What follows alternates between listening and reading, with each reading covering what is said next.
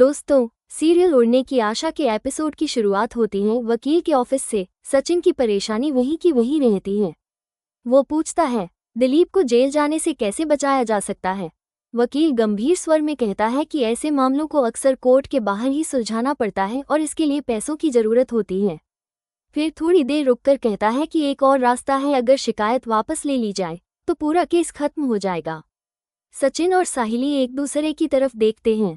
सचिन मानता है कि कोशिश करनी चाहिए, भले ही यह आसान न हो। वकील उन्हें सलाह देता है कि सबसे पहले अपनी मां को मनाना होगा। सचिन और साहिली दोनों वकील का धन्यवाद करते हैं और वहां से निकल जाते हैं। घर लौटते समय दोनों के चेहरे पर चिंता साफ झलक रही होती है। दरवाजे पर जैसे ही वे पहुंचते हैं, साहिली सचिन से पूछती है, अब आगे क्या करना है। सचिन गहरी सांस लेकर कहता है कि बाबा की बाइकों से ही बात करनी होगी। हालांकि उसे ये भी पता है कि वे कभी उसकी और साहिली की बात नहीं मानेंगी, लेकिन अगर बाबा खुद कहें तो शायद वो मान जाएं। साहिली थोड़ा हिचकिचाती है और कहती है, अगर काका चाहते तो उसी दिन रोक सकते थे, अब कैसे मदद करेंगे। सचिन उसे शांत करते हुए कहता है कि कोशिश करना ही पड़ेगा, रिस्क उठाना ही पड़ेगा। अंदर आते ही सचिन सीधे परेश के पास जाता है। उसका चेहरा गंभीर है और आवाज में दृढ़ता। वो साफ कहता है कि उसे परेश से कुछ जरूरी बात करनी है और जो भी बात वो करने वाला है उसे गंभीरता से समझना होगा। सचिन आगे दिलीप की स्थिति पर चिंता जताते हुए कहता है कि हालात इतने बिगड़ चुके हैं कि पुलिस दिलीप के पीछे पड़ी है।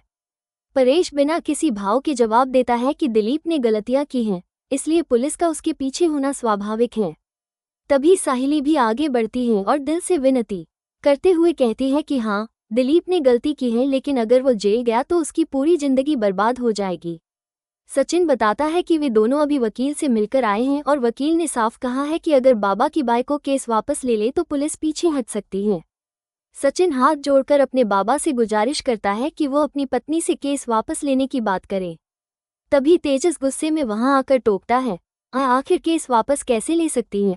उसका गुस्सा साफ झलक रहा होता है, लेकिन परेश तुरंत तेजस को रोक देता है और खुद सचिन की तरफ देखकर सवाल करता है। वो कहता है, क्या तुम्हें पता है कि मैं उस दिन चुप क्यों रहा। अगर मैं रेनू से मदद मांग लेता और दिलीप को बचाने की बात करता तो समाज के सामने मेरी इज्जत क्या रह जाती। सचिन हार मानने को तैयार नहीं है।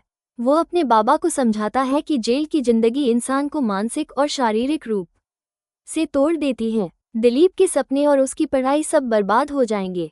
सचिन याद दिलाता है कि उसके बाबा ने खुद हमेशा कहा है कि पैसा सिर्फ परिवार को संभालता है, लेकिन पढ़ाई पूरी पीढ़ी को संवार सकती है। साहिली भी अपनी भावनाएं रोक नहीं पाती और बोलती है, काका, एक पिता होने के नाते आपको जो सजा देनी है वह दीजिए, लेकिन प्लीज दिलीप को जेल में मत भेजिए। इतना कहते ही सचिन और साहिली दोनों हाथ जोड़कर परेश के सामने खड़े हो जाते हैं। कमरे का माहौल बेहद भारी हो चुका है। सचिन और साहिली की आंखों में उम्मीद और डर दोनों झलक रहे हैं।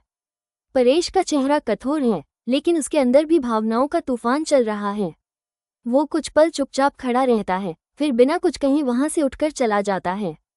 दूसरे सीन की शुरुआत रेस्टोरेंट से होती है, जहां आकाश अपने काम में व्यस्त है और रिया के लिए खुशनुमा सरप्राइज केक तैयार कर रहा होता है। आकाश के मन में रिया और तेजस के बारे में उलझे विचार चलते रहते हैं। उसने अपनी मां से वादा किया है कि तेजस को लेकर कुछ नहीं बताएगा, खासकर रिया को नहीं। फिर भी रिया के लिए वो दिल से सरप्राइज बनाते हुए झूठ छुपाने की कोशिश कर रहा है। तभी रिया का कॉल आता है। उत्साहित होकर वो आकाश से सरप्राइज प्लान के बारे में पूछती है। आकाश हल्के अंदाज में बताता है कि सब ठीक चल रहा है, पर ऑर्डर्स की वजह से व्यस्त है। रिया बताती है कि उसका सरप्राइज भी लगभग तैयार है और वो आकाश से जल्दी घर आने को कहती है, बार बार देर न करने की हिदायत देती है। बातचीत के दौरान रिया फिर तेजस का जिक्र करती है। आकाश थोड़ा असहज होता है और तभी नीतू की आवाज सुनकर आकाश तेजी से कॉल कट कर देता है। बाहर आकर वो देखता है कि पूरा स्टाफ तालियां बजाकर उसका स्वागत कर रहा है। नीतू मुस्कुराते हुए आकाश को बधाई देती है और उसकी पुरानी कैप हटाकर नई टोपी पहनाती है, जिस पर द बेस्ट शेफ लिखा होता है। साथ में कंपनी की तरफ से घड़ी भी गिफ्ट की जाती है। ये सब उसके काम के सम्मान और मेहनत का प्रतीक है। आकाश खुशी और गर्व से सबको धन्यवाद देता है, कहता है कि यह नौकरी उसके लिए सिर्फ रोजगार नहीं बल्कि पैशन है और वो अब और भी समर्पण से काम करेगा। नीतू को विशेष तौर पर शुक्रिया अदा करना नहीं भूलता, क्योंकि वही हमेशा उसका हौसला बढ़ाती आई है। इसी बीच दूसरी जगह रोशनी शेख से फोन पर बात कर रही होती है। शिक उसे सावधान कर रही है कि चिट्टी ने उसे क्यों फिर बुलाया, चिट्टी पर भरोसा न करने की सलाह दे रही है। रोशनी बताती है कि उसकी जिंदगी में रोज नया झंझट आता रहता है और अब यह नया मसला भी आ गया है। शिक कहती है कि सावधान रहो और फिर फोन काट देती है। रोशनी फौरन चिट्टी के अड्डे पर पहुंच जाती है ताकि पता लगा सके कि इतनी अर्जेंट बुलाहट का कारण क्या है। चिट्टी टालमटोल छोड़कर सीधे उसे अंदर ले जाता है। कमरे में रोशनी की नज़र बेहोश पड़े दिनेश पर पड़ती है, जिस पर ऑक्सीजन मास्क लगा होता है और वो बिस्तर पर पड़ी गंभीर हालत में दिखता है। ये देखकर रोशनी हिल जाती है। चिट्टी बताता है कि वे लोग दिनेश को कुछ समय के लिए कैद में रखकर डराने का प्लान बना रहे थे ताकि बाद में उसे भगा सके, पर हालात बिगड़ गए और वो ऐसी हालत में पहुंच गया। रोशनी घबराकर पूछती है, क्या वो मर गया?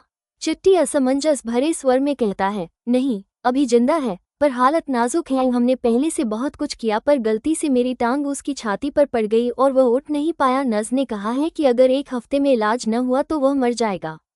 रोशनी सधे स्वर में कहती है, तो उसे अस्पताल क्यों नहीं ले गए? चिट्टी हंसते हुए ठंडे मन से बताता है कि अगर अस्पताल गया तो पुलिस सीधे उसे पकड़ लेगी और दिनेश सबसे पहले मेरा नाम ले लेगा, इसलिए उसने उसे वहीं रखा। और अब चिट्टी कहता है, यदि उन्होंने मास्क हटा दिया तो कुछ ही मिनटों में उसकी सांसें थम सकती हैं। यदि दिनेश की पत्नी मिसिंग कंप्लेंट दर्ज करवा दे तो पुलिस पहले उसी तक पहुंचेगी। ऐसे में चिट्टी के पास एक ही रास्ता बचता है, रोशनी को फंसाना। रोशनी ठिठक जाती है। उसे एहसास होता है कि चिट्टी कितना खतरनाक खेल खेल रहा है। दूसरी ओर हम रेणुका को देखते हैं। वह गहरी सोच में डूबी हुई बैठी है, उसका ध्यान कहीं और ही लगा हुआ है। शकुंतला पास आकर उसे एक सेब देती है, पर रेणुका खोई हुई सी रहती है। शकुंतला फिर पूछती है कि तुम किसके बारे में सोच रही हो? उसे अंदेशा होता है कि रेणुका के ख्यालों में परेश ही है। रेणुका थोड़ी नकेबपोश परेशानी से इनकार करती है, पर फिर स्वीकार कर लेती है कि चाहे नाराजगी कितनी भी हो, परेश हमेशा उसे मनाने का तरीका जानते हैं। हाँ, एक बार झगड़ा लंबा खींच गया था, पर इसके बाद वे कभी दूर नहीं रहे। शकुंतला हल्की हंसी में कहती है, अगर इतना प्यार है तो लड़ाई क्यों? रेणुका कहती है कि वह नाराज नहीं पर जिद पर अड़ी है। कहती है कि अगर परेश उसे मनाने नहीं आएंगे तो उसे कोई फर्क नहीं पड़ेगा। और तभी दरवाजे पर डोरबेल बजती है। शकुंतला दरवाज़ा खोलती है और देखती है परेश खड़े हैं। रेणुका कड़ाई से बाहर से सख्त दिखती है, पर भीतर उसका चेहरा खिल उठता है। उनकी नज़रें मिलती हैं और कुछ पलों के लिए वातावरण नर्म पड़ जाता है। फिर वापस रोशनी। चिट्टी उसे बेबाकी से कि क्या चाहिए, सीधे सीधे बताओ, वार्निंग दे रहा है। रोशनी कटु मनोभाव से कहती है कि वो ऐसा कुछ नहीं करेगी, बेहतर है वो मर जाए। चिट्टी बेरहमी से कहता है कि ठीक है, जो मरना है मर सकता है, पर एक बात याद रखना, अगर यह मौत किसी तरह का राज उजागर कर दे तो तेरी ही दुनिया तबाह हो जाएगी। मैंने पहले भी कहा था कि अगर यह मौत किसी तरह उस पुराने राज को खोल दे तो नतीजा घातक होगा। रोशनी का चेहरा कठोर हो जाता है। वो समझने लगती है कि चिट्टी बस पैसे नहीं मांग रहा, वो किसी बड़े राज का दांव खेल रहा है, राज जो रोशनी के अतीत और उसकी छुपी पहचान से जुड़ा हुआ है। चिट्टी बताता है कि दिनेश का इलाज और उसे सही तरह से निकलवाने के लिए कम से कम 2 लाख रुपये चाहिए होंगे, क्योंकि उसे केरला ले जाना होगा। वहाँ एक भरोसेमंद डॉक्टर है और पुलिस का हाथ कम होगा। रोशनी गुस्से में कहती है कि उसके पास इतने पैसे कहाँ हैं। चिट्टी ठंडेपन से मुस्कुराता है और कहता है कि पैसे नहीं तो और रास्ते हैं, नाम और राज हैं जिनसे वो खेलकर भी मांग पूरी कर सकता है। रोशनी की आंखों में भय और क्रोध दोनों झलकने लगते हैं। उसे समझ में आता है कि यदि वह इस आदमी के सामने निहत्था रही तो उसकी माँ और खुद उसकी जिंदगियां दांव पर लग जाएंगी। वो दृढ़ स्वर में कहती है कि वो किसी तरह ये रकम जुटा लेगी, पर चिट्टी कहता है कि वक्त कम है और उसे तय करना होगा, पैसे या राज।